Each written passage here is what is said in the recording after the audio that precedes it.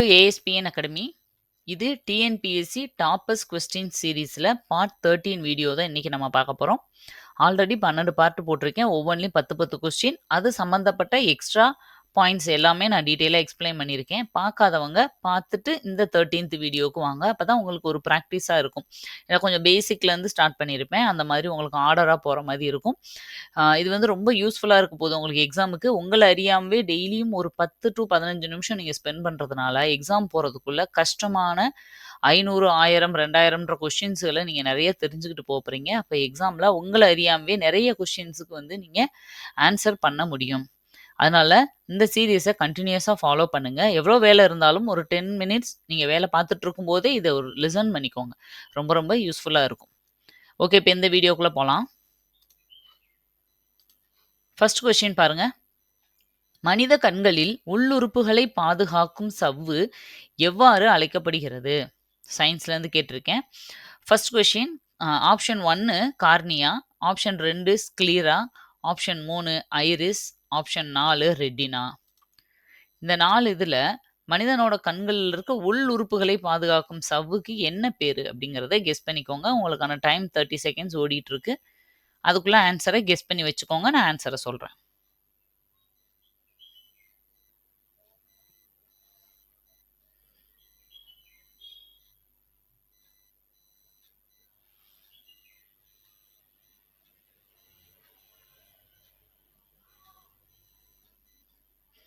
இதுக்கான சரியான விடை என்னன்னு பார்க்கலாம். ஸ்க்ளீரா அப்படிங்கிறது தான் சரியான விடை. சயின்ஸில் ஒளியியல் அப்படிங்கிற லெசன்லேருந்து கேட்கப்பட்ட கொஷின் தான் இது.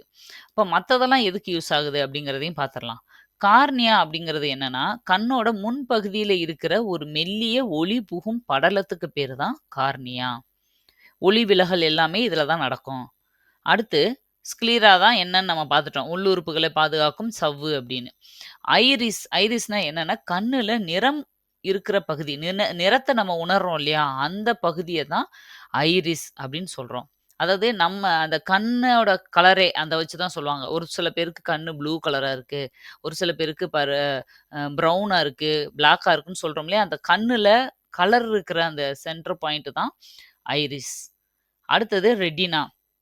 ரெட்டினான்றது விழித்திரைன்னு சொல்லுவாங்க. பின்புற உட்பரப்பு, நம்ம கண்ணுக்கு பின்னாடி இருக்கிற அந்த உட்பரப்புக்கு பேரு தான் ரெட்டினா அப்படின்னு இருக்கு. இது வந்து அதிகமான உணர்நுட்பம் கொண்ட பகுதி இதுதான். ஓகேவா? எந்த பொருளை நம்ம பார்த்தாலும் அந்த பொருளோட தலைகீழான பிம்பம் வந்து இந்த ரெட்டினாவில் நம்மளுக்கு தோன்றும். ஓகே, இப்போ எல்லாத்த பற்றியும் தெரிஞ்சுக்கிட்டீங்களா? ஓகே, செகண்ட் கொஸ்டின் போகலாம் பாருங்க. திருக்குறளில் பாயிர இயலில் அமைந்துள்ள அதிகாரங்களின் எண்ணிக்கை எவ்வளவு? Option 1 5, option 2 3, option 3 4, option 4 2. இதில் எது சரியான விடைன்னு சொல்லுங்க. ஈஸியான கொஸ்டின் தான், பட் கொஞ்சம் கன்ஃபியூஸ் பண்ணுற, எவ்வளோ படித்தாலும் கொஞ்சம் கன்ஃபியூஸ் பண்ணி விட்டுரும் இது. அதுக்காக தான் இதை ஒரு கொஸ்டினாக எடுத்திருக்கேன் நான்.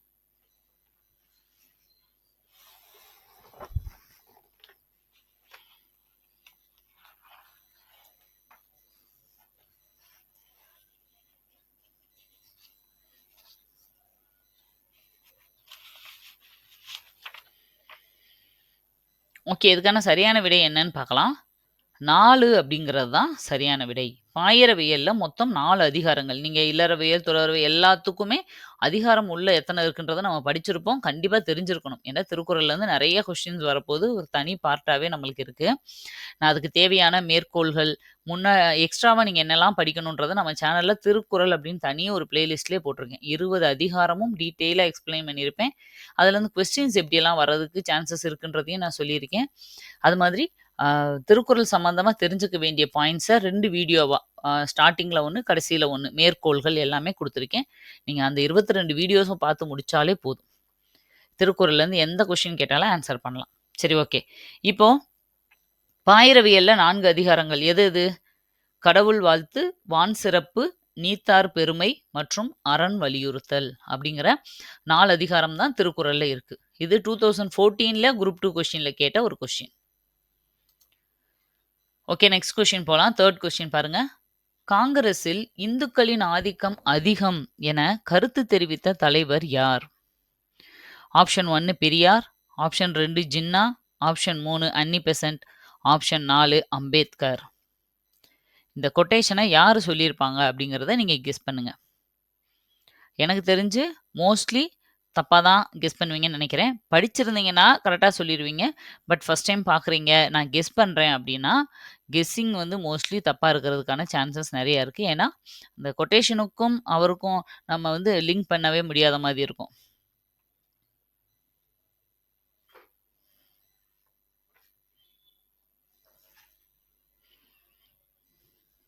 ஓகே. இதுக்கான சரியான விடை அம்பேத்கர் அப்படிங்கிறது தான் சரியான விடை. நீங்க கரெக்ட்டா கெஸ் பண்ணியிருந்தீங்கன்னா, உண்மையிலேயே என்னோட வாழ்த்துக்கள். ஆனா நம்ம என்ன செய்வோம், இந்துக்களின் ஆதிக்கம் அதிகம் அப்படின்னும்போது, கண்டிப்பா அது ஒரு இந்து அல்லாதவர் சொல்லியிருக்க வாய்ப்பு இருக்குன்னு சொல்லி நம்ம ஜின்னாவ நெனைப்போம். ஓகேவா? இல்லையா, காங்கிரஸ்லேருந்து பெரியார் வெளிய வந்ததுனால கோவத்துல அவர் அப்படி சொல்லியிருக்கலாம் அப்படின்னு நம்ம நெனைப்போம். இல்ல அன்னி பெசன்ட் வேற நாட்ட சேர்ந்தவங்க, வேற மதத்த சேர்ந்தவங்க, அவங்க சொல்லியிருக்கலாம்னு நெனைப்போம். ஆனா உண்மையிலேயே இத சொன்னது அம்பேத்கர். ஏன் அவர் அப்படி சொன்னாரு அப்படிங்கிறது எனக்கு எக்ஸாக்ட்டா தெரியல. பட் என்னன்னா, அ அவர் வந்து அப்ப இந்து இல்லையா அப்படின்னா, அவரு ஒரு மகர் இனத்த சேர்ந்த ஒரு தலைவர்ன்னு நம்ம படிச்சிருக்கோம். பட் அவரோட இறுதி காலங்கள்லலாம் அவரு புத்த மதத்த வந்து தழுவி, அ புத்திஸ்ட்டா மாறியிருப்பார். அதனால கூட அந்த மாதிரி சொல்லியிருக்காரா அப்படின்றது எனக்கு தெரியல. மேபி இருக்கலாம். உங்க யாருக்காவது எக்ஸாக்ட்டா ஆன்சர் தெரிஞ்சுச்சுன்னா சொல்லுங்க. ஆனா இதுதான் சரியான விடை. இது நம்ம ஸ்கூல் புக்ல இருக்கிற கன்டென்ட் தான். காந்தியடிகள் தேசிய தலைவராக உருவெடுத்து மக்களை ஒன்றிணைத்தல் அப்படிங்கிற ஒரு லெசன்ல இருந்து 12த் லெசன்ல இருந்து எடுக்கப்பட்டது. 12த் ஸ்டாண்டர்ட்ல. ஓகே 4த் கொஸ்டின் பாருங்க. 2007ல் இருந்து ஐநா சபை எந்த நாளை உலக மக்களாட்சி தினமாக அறிவித்துள்ளது? Option 1 September 15, option 2 October 15, option 3 ஜனவரி 15, ஆப்ஷன் 4 ஏப்ரல் 15. இந்த 4 எந்த நாள மக்களாட்சி தினமா அறிவிச்சிருக்காங்க?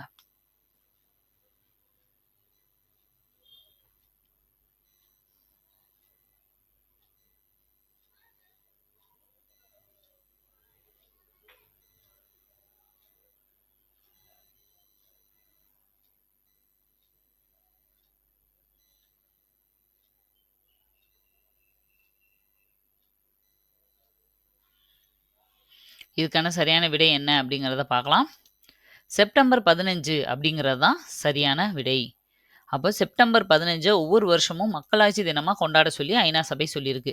இது கூட எக்ஸ்ட்ராவா இன்னொன்னு என்னன்னா, அதே 2007ல அதே ஐநா சபை அக்டோபர் 2 காந்தி ஜெயந்திய சர்வதேச அஹிம்சை தினமா கொண்டாட சொல்லி அனௌன்ஸ் பண்ணியிருப்பாங்க. ஒவ்வொரு வருஷமும் அக்டோபர் 2 சர்வதேச அஹிம்சை தினமா கொண்டாடப்பட்டு வருது. 2மே 2007லிருந்து நடைமுறையில இருக்கு. ஐநா சபை சொன்னதுனால. தெரிஞ்சுக்கோங்க. நெக்ஸ்ட் 5த் கொஸ்டின் பாருங்க. இந்தியாவில் முதன்முதலில் பீரங்கி படையை பயன்படுத்திய முகலாய மன்னர் யார்?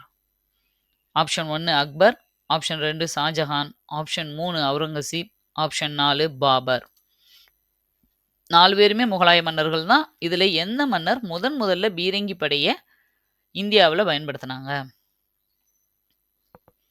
ஆன்ஸர கெஸ் பண்ணிக்கோங்க.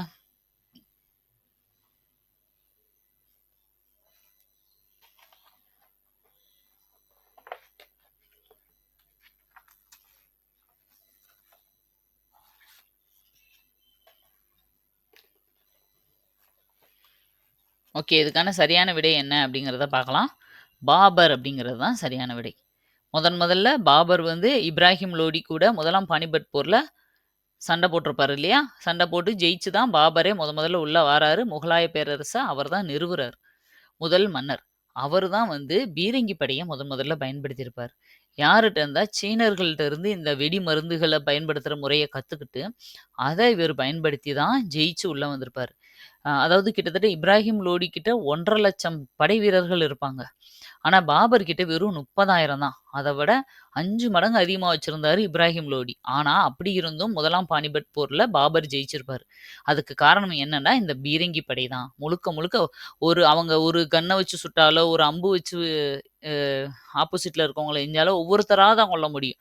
ஆனா இவரு பீரங்கி படை வந்து அட் அ டைம்ல எத்தன பேர வேணாலும் கொல்ல முடியும். அத வச்சு தான் இவரு பாபரே ஜெயிச்சு நம்ம இந்தியாவுக்குள்ளேயே வந்திருப்பாரு. 1ஆம் பானிபட் போர் எப்போ? 1526. இத எப்படி ஈஸியா ஞாபகம் வச்சுக்கலாம்ன்னு நான் சொல்லியிருப்பேன். சுதந்திர தினம் நம்மளுக்கு ஆகஸ்ட் 15. அ குடியரசு தினம் ஜனவரி 26. சுதந்திர தினத்தையும், குடியரசு தினத்து 2 டேட்டையும் நீங்க இணைச்சீங்கன்னா, 1ஆம் பானிபட் போர் உங்களுக்கு வந்துரும். ஓகேவா? இந்த மாரி ஒவ்வொரு வருஷத்துக்கும் ஏதாவது ஷார்ட்கட் வச்சுக்கோங்க. ஈஸியா இருக்கும். எனக்கு இந்த சுதந்திர தினம் சொன்னோனே ஒரு ஞாபகம் வருது. நம்மளோட சேனல்ல உங்களுக்கு நானு இன்னைக்கு அதாவது ஆகஸ்ட் 15 அ இண்டிபெண்டன்ஸ் டே ரிலேட்டடா ஒரு வீடியோ போட்டிருக்கேன். ஏன் வந்து இவ்ளோ டேட் இருக்கும்போது, ஆகஸ்ட் 15 சூஸ் பண்ணி மவுண்ட் பேட்டன் வந்து நம்மளுக்கு சுதந்திரம் குடுத்தாரு. எத்தனையோ டேட் இருக்கு இல்லையா? இப்ப ஜனவரி 26 நம்ம எடுத்திருக்கோம்னா, பூர்ண சுயராஜ்யம் நடந்த தினம். அதனால நம்ம குடியரசு தினமா எடுத்திருக்கோம். அப்ப ஆகஸ்ட் 15 எடுத்ததுக்கு என்ன காரணம்? அப்படிங்கிறத தான் நானு நேத்து சுதந்திர தினத்தன்னைக்கு வீடியோவா போட்டிருந்தேன். அந்த வீடியோ கண்டிப்பா நீங்க தெரிஞ்சுக்கணும். ஒரு ஒரு இந்தியனா நம்ம எல்லாரும் தெரிஞ்சுக்க வேண்டிய ஒரு விஷயம். அந்த தேதிக்கு பின்னாடி இருந்த மறைக்கப்பட்ட ஒரு மிகப்பெரிய வரலாற பத்தி அதில நீங்க தெரிஞ்சுக்குவீங்க. அந்த வீடியோ மேக்ஸிமம் பார்த்திருப்பீங்க. பார்க்காதவங்களுக்கு நான் கீழ டிஸ்கிரிப்ஷன்ல குடுக்குறேன். அதே மாதிரி இந்த வீடியோவோட எண்ட் ஸ்க்ரீன்லயும் குடுக்குறேன். அத மறக்காம கண்டிப்பா பாருங்க. ஓகே, நெக்ஸ்ட் கொஸ்டின் போலாமா? 6த் கொஸ்டின் பாருங்க. pH மதிப்பில் P என்பது பொட்டன்ஸ் எனப்படும் ஜெர்மன் வார்த்தையிலிருந்து எடுக்கப்பட்டது. இதன் பொருள் யாது? pH அப்படிங்கிறது pH வேல்யூஸ் நம்ம படிப்போம் கெமிஸ்ட்ரியில. அதுல P அப்படிங்கிறது என்னன்னா, பொட்டன்ஸ் அப்படிங்கிற ஜெர்மன் வார்த்தைன்னு சொல்லியாச்சு. இதுவே ஒரு கொஸ்டின் தான். இதையும் தெரிஞ்சுக்கோங்க. அது எந்த மொழி? லத்தீனா, கிரேக்கமா, ஜெர்மனான்னு கேட்பாங்க. அது ஒரு ஜெர்மன் வார்த்தையிலிருந்து எடுக்கப்பட்டது. ஆனா அதோட பொருள் என்ன அப்படிங்கிறது தான் இங்க கொஸ்டின். ஆப்ஷன் 1 அதிக ஆற்றல், ஆப்ஷன் 2 அதிக மதிப்பு, ஆப்ஷன் 3 அதிக எரிதிறன், ஆப்ஷன் 4 அனைத்தும் சரி. இந்த 4 இதுல இந்த பொட்டன்ஸ் அப்படிங்கிறதுக்கு என்ன மீனிங் தமிழ்ல அப்படிங்கிறத கெஸ் பண்ணிக்கோங்க.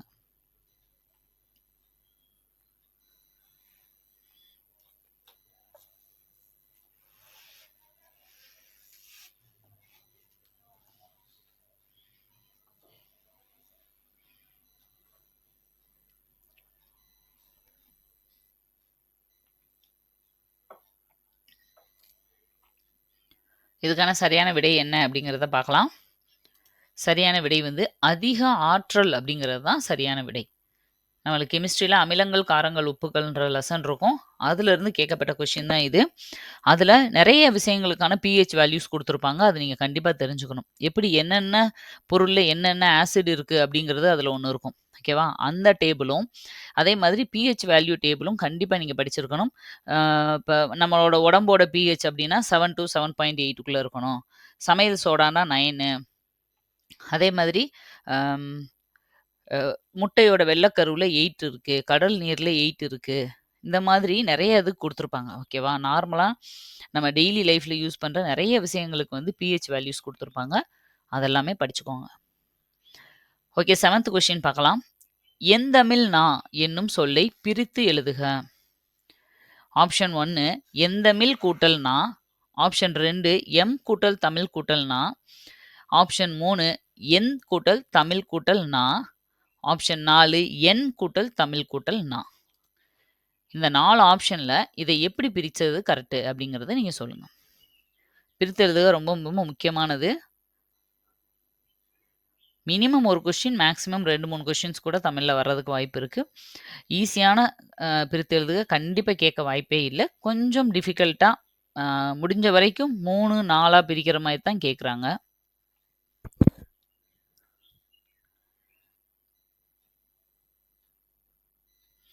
ஓகே, இதுக்கான சரியான விடை எம் கூட்டல் தமிழ் கூட்டல் நா அப்படிங்கிறது தான் சரியான விடை. எந்தமிழ் நா அப்படின்னு மாறும் இத பிரிக்கும்போது. இது வெளியிலேருந்து எடுத்தது இல்ல. நம்ம 10த் ஸ்டாண்டர்ட்ல இருக்க புக் பேக்ல இருக்கிற பிரித்து எழுதுகள்லேருந்து கேட்ட ஒரு கொஸ்டின் தான் இது. Okay, next question eighth question பாருங்க. 26/11/1949 அன்று இந்திய அரசமைப்பை ஏற்றுக்கொண்டு கையொப்பமிட்ட உறுப்பினர்கள் மொத்தம் எத்தனை பேர்? நவம்பர் 26 தான் நம்ம வந்து ஏத்துக்கிட்டோம். திரும்ப 50ல 2 மாசம் கழிச்சு 1950 ஜனவரி 26 வந்து குடியரசு தினமா அறிவிச்சுட்டோம். குடியரசு நாளா.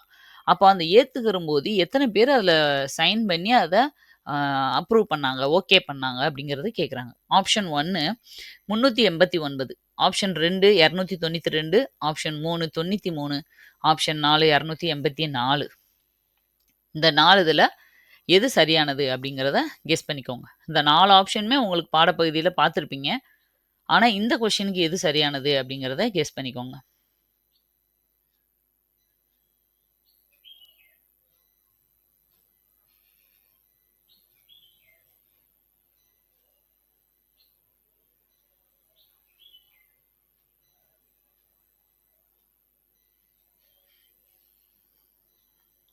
ஓகே. இதுக்கான சரியான விடை என்னன்னு பார்த்துரலாம். 284 அப்படிங்கிறது தான் சரியான விடை. அப்ப மத்த ஆப்ஷன்லாம் என்னது? மொத்தமா அந்த சட்ட வரைவு குழு உருவாக்கும்போது, கலந்துக்கிட்ட பிரதிநிதிகள் 389 ஃபர்ஸ்ட் ஆப்ஷன்ல இருக்கிறது. அதுல 292 பேரு சுதேச அரசுகள்லேருந்து வந்தவங்க. 93 பேரு மாகாணங்கள்லேருந்து வந்திருப்பாங்க. ஓகேவா? அம் அடுத்தது இதுல மொத்தமே கிட்டத்தட்ட எத்தன பேரு இதுல சாரி டைமர் கொஞ்சம் வேகமா இதாயிடுச்சு. உங்களுக்கு நான் நெக்ஸ்ட் டைம் அத கரெக்ட் பண்ணிடுறேன். இதுல வந்து மாகாணங்கள்ல இருந்து தான் 292 பேர் வந்திருப்பாங்க. சுதேச அரசுகள்லேருந்து 93 பேர் கலந்துக்கிருப்பாங்க. அப்புறம் வெறும் மாகாணங்கள் 3 மாகாணம் இருந்துச்சு இல்லையா? அந்த மாகாணத்துல இருந்து 3 பேரும், பலுச்சிஸ்தான் சார்பா ஒருத்தர் இந்த மாரி மொத்தமா சேர்ந்து தான் 389. ஆனா, மொத்த வரைவு குழுவும் முடிஞ்சு சைன் பண்ணும்போது எத்தன பேர் அத வந்து ஓகே பண்ணாங்கன்னா, 284 பேர் தான். கிட்டத்தட்ட ஒரு 105 பேரு கிட்ட அதுக்கு வந்து ஓகே சொல்லல. ஓகேவா? எந்த ஒரு இது பண்ணாலும் அதுக்கு அப்போஸ் பண்றவங்கன்னு இருப்பாங்க இல்லையா? அந்த மாதிரி இவ்ளோ பேர் மட்டும் தான் அத ஏத்துக்கிட்டாங்க. இது நம்ம 12த் ஸ்டாண்டர்ட்ல இருக்க ஃபர்ஸ்ட் லெசன் இந்திய அரசியலமைப்பிலே இது குடுக்கப்பட்டிருக்கு. ஓகே. அடுத்து 9த் கொஸ்டின் பாருங்க. நான் ஒரு இந்தியன். தப்பட்டை அடித்து உறங்குபவர்களை விழித்தெழச் செய்து வெளித்தலைன்னு இதுல வந்திருக்கு. விழித்தெழ விழித்தெழ செய்து தாய்நாட்டிற்கு பணியாற்றுமாறு விழிப்புணர்வு அளிப்பேன் என்று கூறிய தேசிய தலைவர் யார்? ஆப்ஷன் 1 பாலகங்காதர திலகர். Option 2 Gopalakrishna Gokhale. Option 3 Jawaharlal Nehru. Option 4 Annie Besant.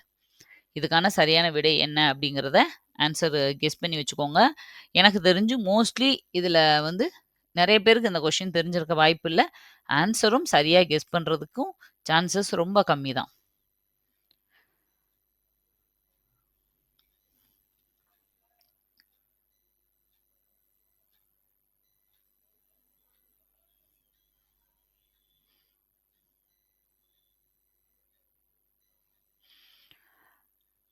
Okay. இதுக்கான சரியான விடை என்னன்னு பார்ப்போம். அன்னி பெசன்ட் அப்படிங்கிறது தான் சரியான விடை. இத கொஸ்டின நீங்க ஆல்ரெடி வேற எங்கேயாவது படிச்சிருந்தாலோ, இல்ல ஆன்ஸர நான் கரெக்ட்டா கெஸ் பண்ணேன் அப்படின்னு நீங்க சொல்லியிருந்தாலோ, உண்மையிலேயே என்னோட வாழ்த்துக்கள். நீங்க உண்மையிலேயே நல்லா படிச்சிருக்கீங்க. இதுல அன்னி பெசன்ட் தான் இந்த கொட்டேஷன். ஆக்சுவலா அன்னி பெசன்ட் ஒரு இந்தியனே கிடையாது. ஓகேவா? அயர்லாந்துலேருந்து வந்தவங்க. அவங்க 1893ல வந்து சென்னை அடையாரோட பிரமையான சங்கத்தோட தலைவரா ஆயிருப்பாங்க. ஓகேவா? அ இங்க வந்தவங்க என்ன செய்வாங்க அடுத்து, 1916ல ஹோம் ரூல் இயக்கம், தன்னாட்சி இயக்கத்த ஆரம்பிச்சிருப்பாங்க. 17ல அரெஸ்ட் பண்ணிருவாங்க. 25ல தன்னாட்சி இயக்கத்த இந்திய தேசிய காங்கிரஸோட இணைச்சிருப்பாங்க. இந்த மாதிரி இங்க இருந்திருப்பாங்க. பட் என்னன்னா, நான் ஒரு இந்தியன், இந்த இந்தியர்கள விழிப்புணர்வு செய்ய வச்சு, அவங்கள இந்த நாட்டுக்காக பணியாற்ற வப்பேன் அப்படின்னு சொன்னவங்க அன்னி பெசன்ட். இது நம்மளுக்கு ஒரு ஆச்சரியமான விஷயம் தான். அவங்களே அவங்கள நான் ஒரு இந்தியன் அப்படிங்கன்னு சொல்லியிருக்காங்க. சரியா? இது நம்ம ஸ்கூல் புக்ல எங்கேயும் இருக்கான்னு எனக்கு தெரியல. பட் 2014ல குரூப் 2ல இது 10 வருஷத்துக்கு முன்னாடி இது கேட்டப்பட்ட ஒரு கொஸ்டின். பழைய கொஸ்டினா இருந்தாலும், இது கூற்று உண்மை. அதனால இது திரும்ப ரிப்பீட் ஆனாலும் நம்ம தெரிஞ்சிருக்கணும். ஓகே லாஸ்ட் கொஸ்டின் 10த் கொஸ்டின் பாருங்க. தாமஸ் மன்றோ மெட்ராஸ் மாகாணத்திற்கு ஆளுநராக பொறுப்பேற்ற ஆண்டு எது? Option 1 1818, option 2 1820, option 3 1850, option 4 1822. இதுக்கான சரியான விடை என்ன அப்படிங்கிறத கெஸ் பண்ணிக்கோங்க. ஆன்சர நான் சொல்றேன்.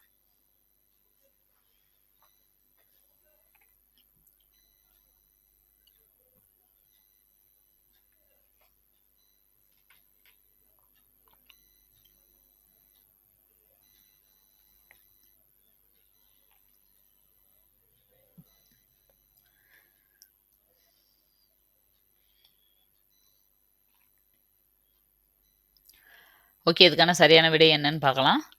1820 அப்படிங்கிறது தான் சரியான விடை. இது எந்த பாடத்துலேருந்து எடுக்கப்பட்டதுன்னா, ஆங்கிலேயர் ஆட்சியின் விளைவுகள் அப்படிங்கிற லெசன்லேருந்து. 1820ல தான் சென்னை மாகாணத்திற்கு அவர் முதல்ல ஆளுநரா பொறுப்பேற்றுவார். அதுக்கப்புறம் தான் 1822ல ரயத்வாரி முறைய அவரு அறிமுகப்படுத்தியிருப்பார். இது எல்லாமே நம்ம அந்த பாடத்திலேயே படிச்சிருப்போம். ஓகேப்பா. இதோட இந்த பார்ட் முடிஞ்சது. இதுல இருக்க கொஸ்டின்ஸ் எல்லாம் உங்களுக்கு யூஸ்ஃபுல்லா இருந்திருக்கும் அப்படின்னு நான் நினைக்கிறேன். உங்களோட ஸ்கோர் என்ன அப்படிங்கிறத இதுல செக் பண்ணிக்கோங்க. முடிஞ்சா நீங்க கீழ கமெண்ட்ல போடுங்க. அது மத்தவங்களுக்கும் ஒரு மோட்டிவேட்டடா இருக்கும். நீங்க ஒரு வாட்டி பார்த்ததோட விட்றாம, ஒரு 1 வீக் முடிஞ்சதுக்கப்புறம், இல்ல ஒரு 10 வீடியோ முடிஞ்சதுக்கப்புறம், ஒரு நாள் அந்த 10யும் திரும்ப போட்டு பாருங்க. ஆல்ரெடி நீங்க ஒவ்வொரு வாட்டியும் நீங்க படிக்கும்போது, ஓகே இதுல 5 கொஸ்டின் கரெக்ட், 6 கொஸ்டின் கரெக்ட்டுன்ட்டு அதோட மூடி வச்சுட்டு போயிறாதீங்க. அது தெரியாத மிச்சம் இருக்கிற 4 கொஸ்டினையும் அதே இடத்துல நீங்க படிச்சுட்டு தான் அந்த வீடியோவ நீங்க குளோஸ் பண்ணணும்.